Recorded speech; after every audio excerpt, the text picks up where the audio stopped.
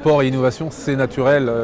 Le sportif, quand il est dans la recherche de l'excellence, bien sûr, il recherche à repousser ses limites. Et dès que l'on est face à des limites, que l'on soit mathématicien, physicien ou sportif, on a besoin de chercher. On a besoin de chercher des solutions pour aller au-delà de ces limites-là, pour découvrir de nouvelles ressources. Et donc on est en permanence en recherche. On est en permanence en recherche quand on est sportif.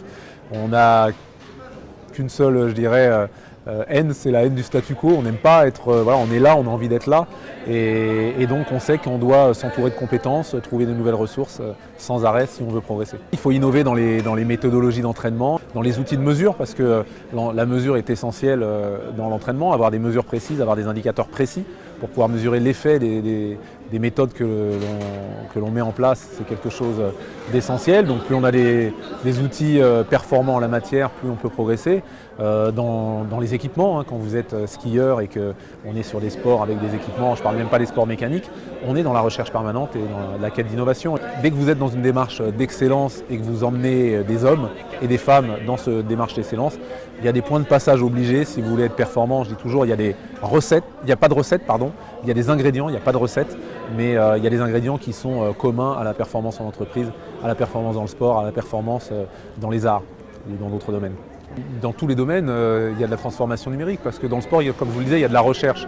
Donc il y a des gens qui cherchent pour comprendre les mécanismes physiologiques de la performance sur 100 mètres, sur 400 mètres, qui ne sont pas les mêmes sur 800 mètres, sur le marathon. Et donc quand vous parlez de recherche, aujourd'hui, tous les domaines de la recherche sont touchés par le collaboratif, par des projets qui peuvent être partagés beaucoup plus facilement, qui peuvent être multicentriques beaucoup plus facilement qu'ils ne l'étaient avant, pour avoir des études qui ont une valeur un peu plus, une valeur plus forte, pour accélérer aussi la recherche. Le travail collaboratif, ça permet aussi d'accélérer la recherche en trouvant les compétences plus facilement et en mettant beaucoup plus de gens à travailler dessus. Ça permet de mettre des ordinateurs en réseau aussi. Et le sport n'échappe pas à la règle, bien sûr.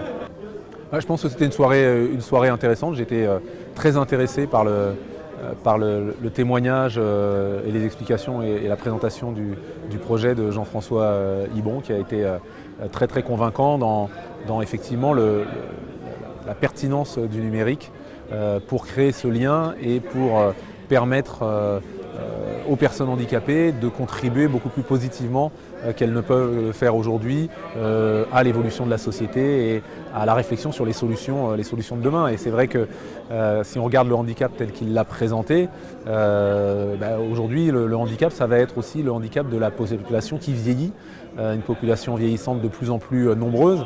Et le handicap, c'est peut-être pas autant de gens, mais finalement les situations de handicap vont être les mêmes pour des personnes qui vont souffrir d'Alzheimer, et donc innover avec les handicapés, c'est innover aussi pour la société de demain. Donc c'était très très convaincant et une très très belle présentation.